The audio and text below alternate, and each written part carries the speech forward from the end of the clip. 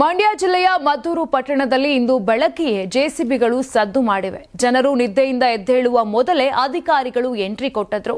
ನಗರಸಭೆ ಆಯುಕ್ತೆ ರಾಧಿಕಾ, ಇಂಜಿನಿಯರ್ ಅರ್ಚನಾ ನೇತೃತ್ವದಲ್ಲಿ ಫುಟ್ಪಾತ್ ಮೇಲಿದ್ದ ಅಂಗಡಿಗಳ ತೆರವು ಮಾಡಲಾಯಿತು.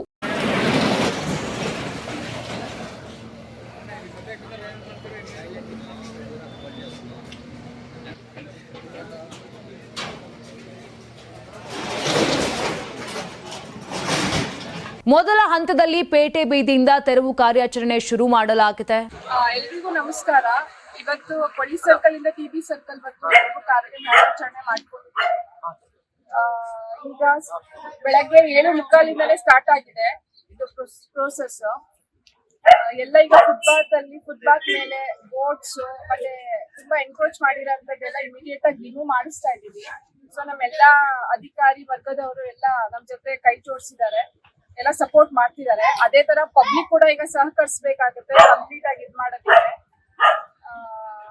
ಸೊ ದಯವಿಟ್ಟು ಎಲ್ಲರೂ ಸಹಕರಿಸಬೇಕು ಅಂತ ವಿನಂತಿ ಮಾಡ್ಕೊಳ್ತೇನೆ. ಪುರಸಭೆಯಾಗಿದ್ದ ಮದ್ದೂರನ್ನ ಇತ್ತೀಚೆಗಷ್ಟೇ ನಗರಸಭೆಯಾಗಿ ಮೇಲ್ದರ್ಜೆಗೇರಿಸಲಾಗಿದೆ. ಇದರ ಭಾಗವಾಗಿ ಕಾರ್ಯಾಚರಣೆ ಶುರು ಮಾಡಿರುವ ಅಧಿಕಾರಿಗಳು ಹಲವು ವರ್ಷಗಳಿಂದ ಫುಟ್ಪಾತ್ ಒತ್ತುವರಿ ಮಾಡಿಕೊಂಡಿದ್ದ ಅಂಗಡಿಗಳನ್ನ ತೆರವುಗೊಳಿಸಿದ್ರು. ರವಿ ಲಾಲಿಪಾಳ್ಯ, ಕರ್ನಾಟಕ ಟಿವಿ, ಮಂಡ್ಯ. ನೀವು ಸಣ್ಣ ಆಗ್ಬೇಕಲ್ವಾ? ಅದು ಒಂದು ಉತ್ತಮ ಆಹಾರದಿಂದ ಸಣ್ಣ ಆಗ್ಬೇಕಲ್ವಾ? ಪ್ರತಿದಿನ ನಮ್ಮ ಜೀನಿ ಸ್ಲಿಮ್ ನ ಯೂಸ್ ಮಾಡಿ ಯಾವುದೇ ಸೈಡ್ ಎಫೆಕ್ಟ್ ಇಲ್ದಂಗೆ ನೀವು ಸಣ್ಣ ಆಗ್ತೀರಾ.